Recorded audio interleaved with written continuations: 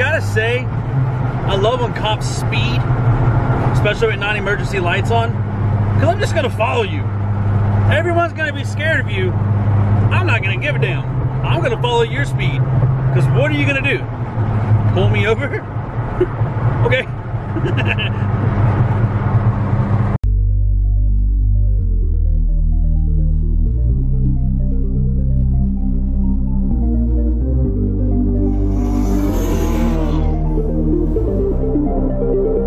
What's up, YouTube? 86 Face here. So today we're gonna get into it. We ain't had one of these discussions in a hot minute now, so we're gonna talk about how I feel about SEMA Show. Did I like it? Did I love it? Will I be back? Y'all gonna learn a little bit about me today, but first let's listen to Valkyrie, because she's sounding happy today.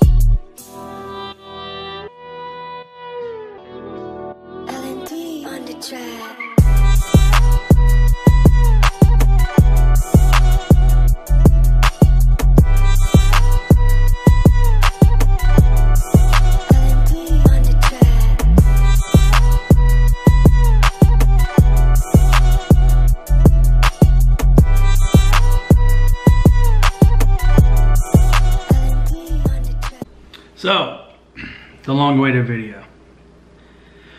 So it might be a doozy, guys. This might be a doozy, but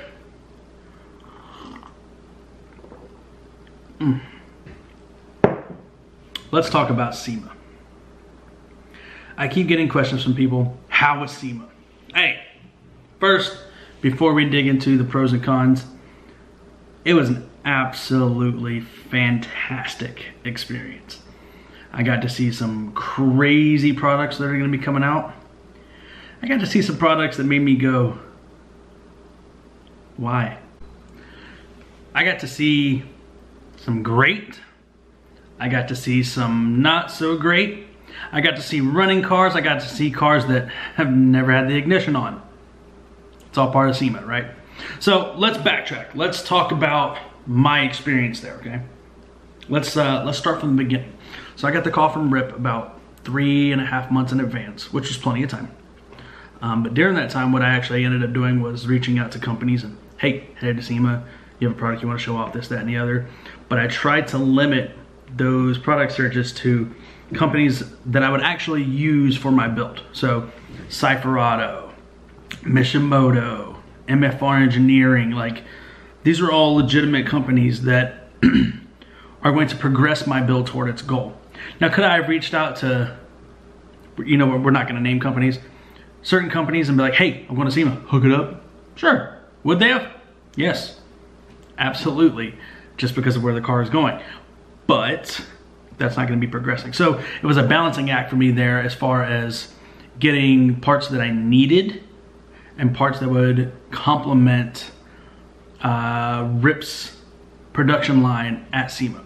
So that was the biggest thing. So there's a bit of a headache there. I'm not a big procrastinator. I can't stand procrastination. So if people take their sweet time, then I get annoyed. Yeah, I'm not a fan of procrastination at all. That's just the military in me. If I have a couple moments notice, I can get stuff done. If it's last minute, just understand that it'll get done. It's not gonna get done well. So one of the biggest factors I was having an issue with as far as SEMA prep was procrastination from companies. So I was literally getting stuff in 5 days before leaving. And then everybody knows that I had a setup to go have my car transported that ended up falling through. So instead of me going, oh my God, I'm not gonna make it, what did I do? I drove the car there. Car did actually fantastic. We were averaging a little over 24 miles per gallon on gas that I'm not tuned for, going through altitudes the car's not used to, losing lots of boost. If the math was right on the DA calculator I use, I probably lost upwards of 7 pounds of boost, and that explains why the car was so sluggish. So anyway, getting to SEMA. I had a check-in date for Sunday at 3 o'clock, okay? Well, everything gets backed up there. Guess what? Really is. It is, here comes a bombshell, but anybody who's been to SEMA knows this. The entrance and exit are extremely unorganized. Extremely. I mean, I feel like there's better ways of doing it. Holler at me if you guys need some help. I mean, seriously though. They give certain time windows for people that are trying to get product in, trying to get vehicles in, trying to get stuff set up. And I understand that, hey, that especially Las Vegas Convention Center is always busy. I get that. But it was a complete clusterfuck.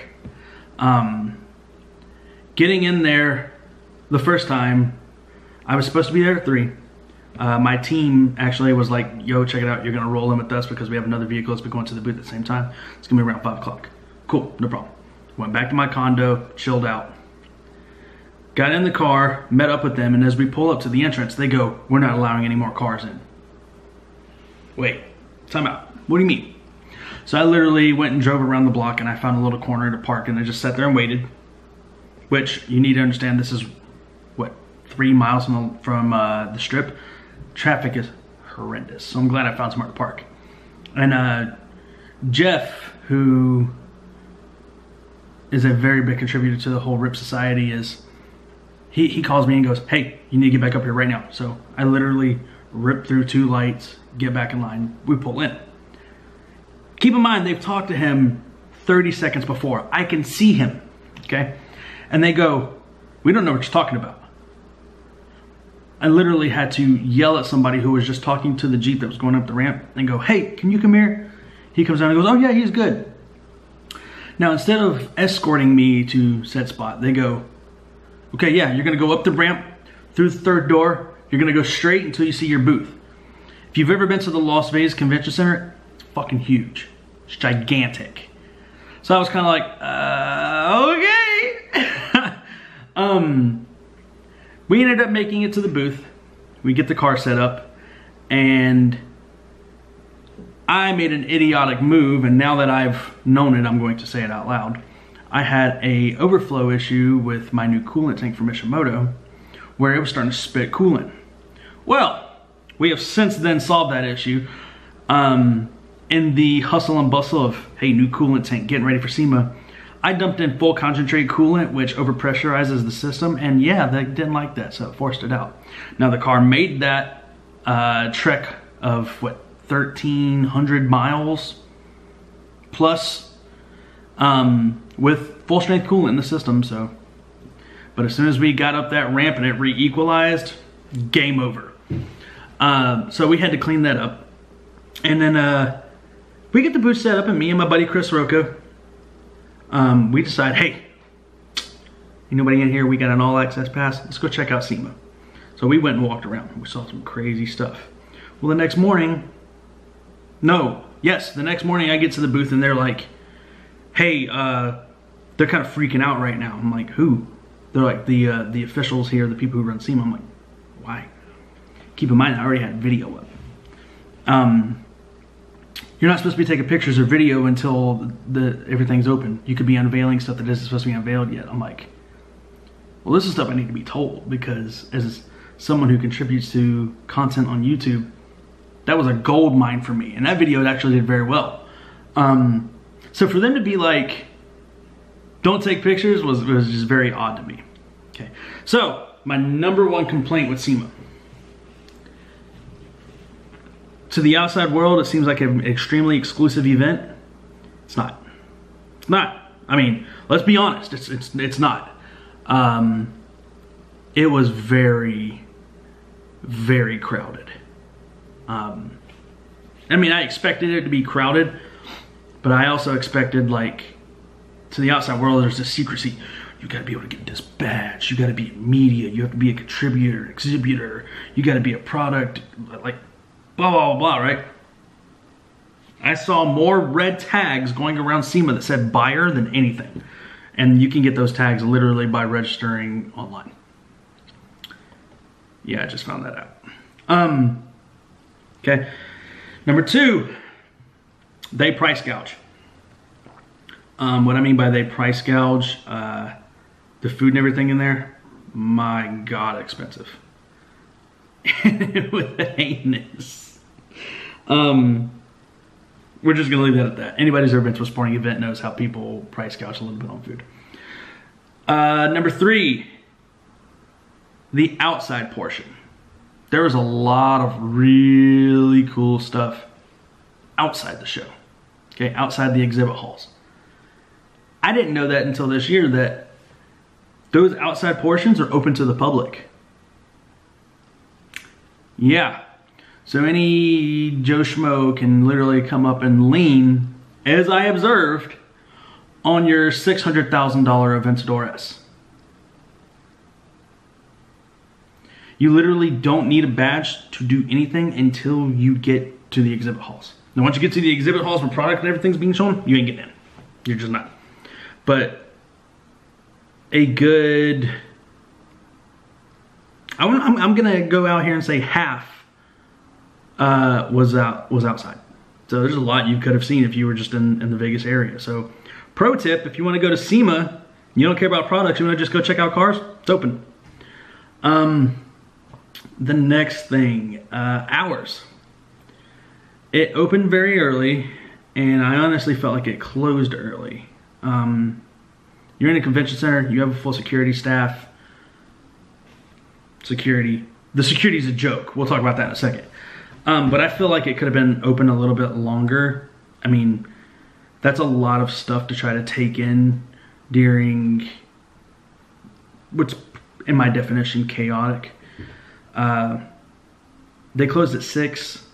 I mean, they closed at 5. Everybody had to be out of the building by 6, which was very weird to me, but it is what it is. Okay, my chief complaint about SEMA is the security. Everybody knows about the Vegas shooting that happened. I had friends that were there. Everybody knows the kind of world we live in now. Okay? If you guys are going to be able to throw an event like SEMA, something as big as SEMA, I feel like security should be the obligation of the SEMA committee or society, or whatever you call yourselves, to provide in order to protect your spectators. As an exhibitor, I went through a metal detector once. I just walked through the door. There were a lot of people that did that. I saw badges being exchanged by people constantly. If you got a blue tag, you go through this door. You don't go through that door where everybody's getting metal detected. But when you do get metal detected, I don't know the girl's name, and I'm not going to skylight her, but this girl literally scanned a quarter of my body. She literally, like, half a titty down. Not even the whole other side of my body. I am 5'11", 290. Can hide a lot of stuff on one side of my body, okay? It was just very odd to me, especially in an event that big. I mean, from a militant standpoint, that's a target. And kind of had my head on the swivel a little bit there. I'm not gonna lie, because people are crazy, man. People are crazy. Okay, let's get on to the good parts about SEMA. I saw a lot, and then I got on Instagram and realized I didn't see shit. It is huge, gigantic. Like, you've got your old schools, you got your Rusto mods, you got your trucks. You have a dumb amount of trucks everywhere. You've got your Jeeps, lots of Jeeps everywhere. You got your performance parts. They have a hall dedicated to tires. Did you realize how many tire brands there are in the world? I don't think you do.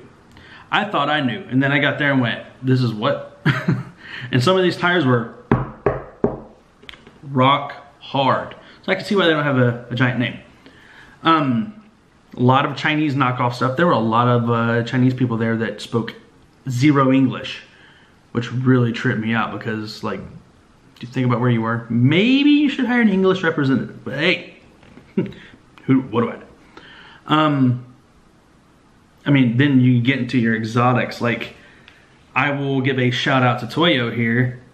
That was the craziest booth of the entire place. They're just showing off tires. But man, they had some of the wildest builds. I mean, Gullwings, Porsches, Hemi swap BMWs, like what? Just crazy stuff.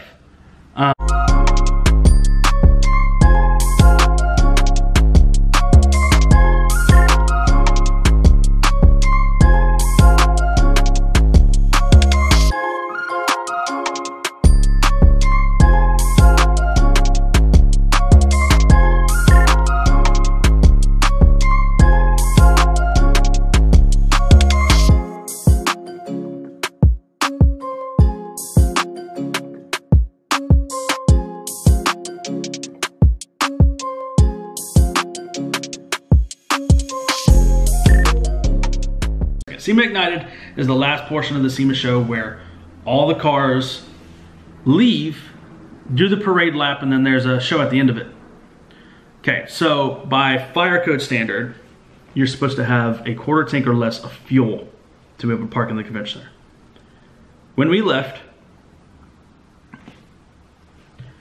I sat in the car for 3 hours before we moved.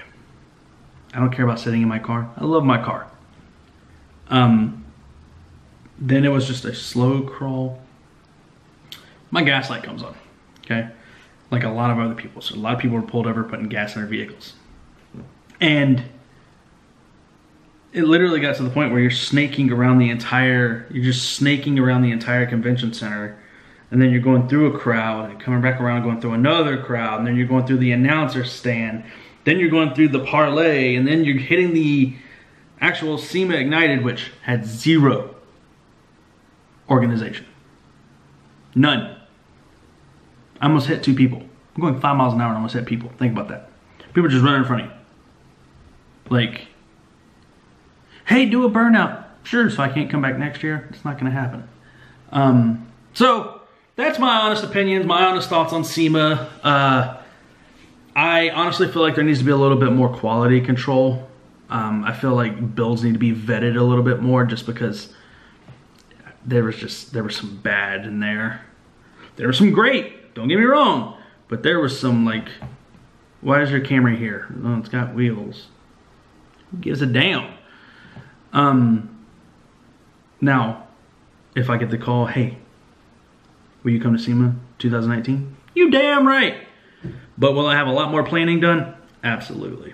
So, there you go. For all of you who DM me and ask in the comments on Instagram and blah, blah, blah, like, hey man, how was SEMA? There's your answer. SEMA was the shit, but it was very, very, very chaotic. So, we got some more performance stuff gonna be coming to the channel here soon. Actually, you know what? Cue this video right here of me blasting out a 5.0. Gotta stop picking on the Mopar, so.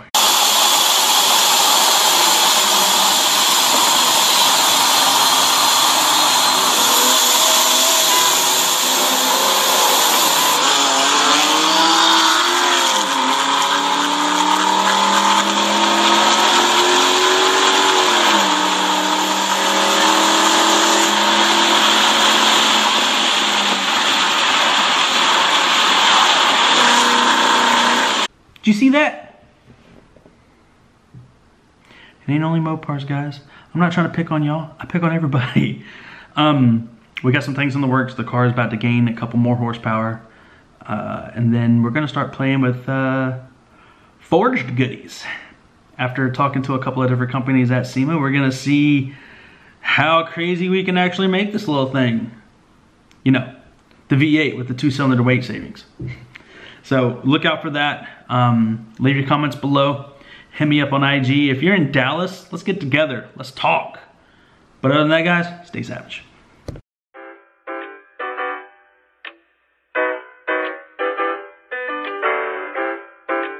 Stay in the life of me.